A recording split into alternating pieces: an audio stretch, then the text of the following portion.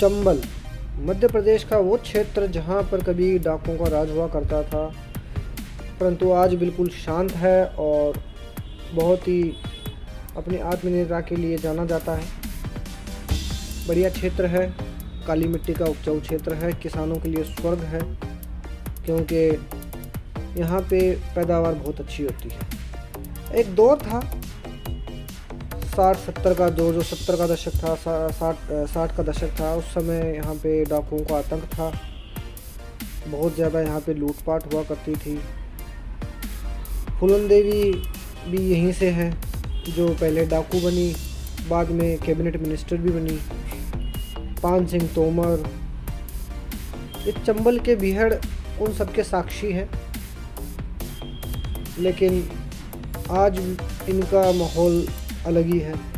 यहाँ पे हर कोई पढ़ाई लिखाई में व्यस्त है, लोग समझदार हो गए हैं, निर्भय हो गए हैं, और सरकार जो गवर्नमेंट है अपनी, वो भी यहाँ पे ध्यान दे रही है। पुल का काम चल रहा है। हाँ, पुल से ध्यान में आया, आगे एक पुल है इसका, जैसा कि हम आपको दिखाएंगे अभी। काफ़ी रोचक पुल है वो, क्योंकि वो इकलौता पुल है जो यूपी और मध्य प्रदेश की चंबल नदी को क्रॉस करते हैं हम इधर से। बाकी कोई दूसरा रास्ता अगर हम जाएंगे तो वो बहुत ज़्यादा घूमकर जाना पड़ेगा, जिसमें हमें कई किलोमीटर लंबा रास्ता तय करना पड़ेगा। दिन में बिल्कुल बढ़िया है, लेकिन रात में कई लोग कहते हैं सेफ़ है, कई लोग कहते हैं नहीं है सेफ़। खैर, रात में यहाँ पे बिल्कुल अंधेरा होता है, तो मुझे नहीं लगता सेफ़ होगा, तो नाइट में शायद आप अवॉइड ही करें। बट दिन के लिए बिल्कुल शानदार है, जैसा कि हम देख पा रहे हैं, वीडियो बना पा रहे हैं। और ये पुल का काम चालू है, और आगे मैं आपको दिखाऊंगा जो उसका पुल है वो दिखाऊंगा। नदी आप देख पा रहे हैं सामने, ये चंबल नदी है। पुराने समय की ये नदी है, और कहते हैं कि इस नदी को रानी द्रौपदी ने, जो पांडवों की रानी थी, उन्होंने श्राप दिया था, क्योंकि यहीं पर ही जो इनका द्यूत कीड़ा हुआ था, उसमें युधिष्ठिर जी द्रौपदी को हार गए थे। एक शापित नदी है ये। पांडव द्रौपदी को दुर्योधन से हार गए थे। इस घटना से आहत होकर ही द्रौपदी ने चंबल की पूजा अर्चना से परहेज किए जाने का श्राप दिया था। और इसको ये खूनी नदी भी बोलते हैं। एक राजा हुए थे बहुत समय पहले, राती राम करके ऐसा कुछ नाम था उनका, नाम मुझे ध्यान में नहीं आ रहा। उन्होंने यहाँ पे पूजा अर्चना करवाई थी, और उस पूजा अर्चना में सैकड़ों पशुओं की बलि दी थी, तो उसके खून से कहते हैं कि इस नदी का निर्माण हुआ था। तो ये तो पुरानी कहावतें हैं, पुरानी कहानियाँ हैं।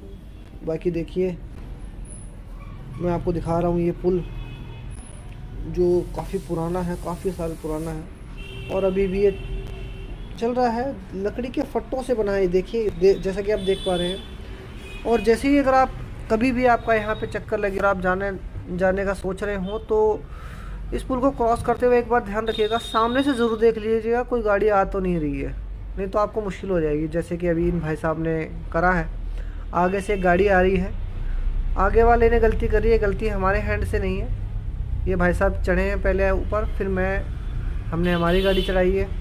आगे से ये भाई साहब घुसे चले आ रहे हैं। अब ये गाड़ी फंस गई है, काफ़ी टाइम तक ये गाड़ी फंसी रहेगी।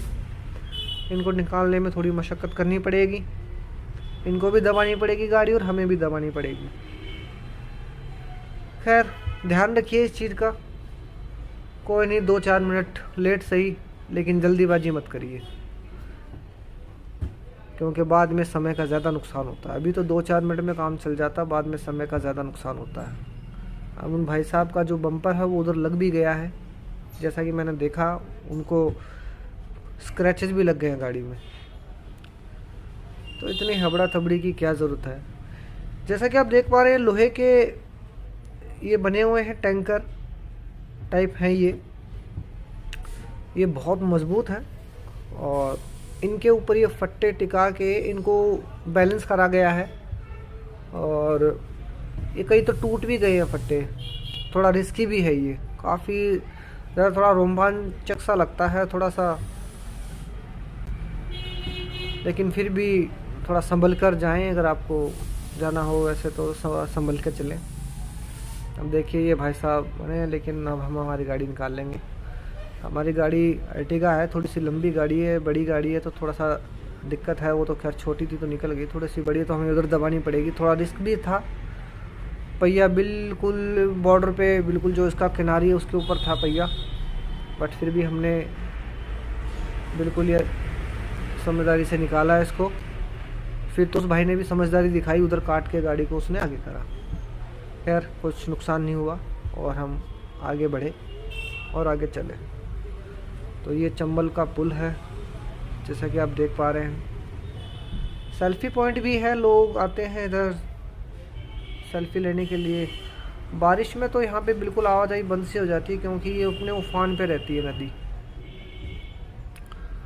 बारिश में यहाँ पे आना जाना अलाउड नहीं है, बंद कर रखा होता है क्योंकि ये जो सारा बिहड़ है ये भी पानी पानी हो जाता है और ये जो नदी है वो भी पूरी भर जाती है, ऊपर तक लबालब भर जाती है।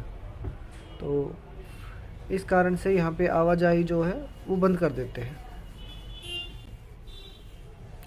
चंबल नदी की काफ़ी मान्यताएं हैं, काफ़ी हिस्टोरिकल है ये।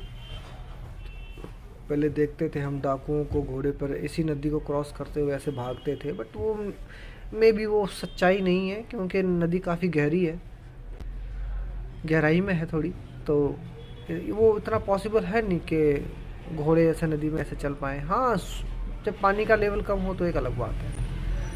तो देखिए दोस्तों, कुछ समझदार लोग भी हैं जिन्होंने आगे देख लिया कि भाई गाड़ी आ रही तो हम रुक जाएं। तो यही समझदारी दिखाइए और सुरक्षित चलिए, सुरक्षित रहिए। बहुत बहुत धन्यवाद।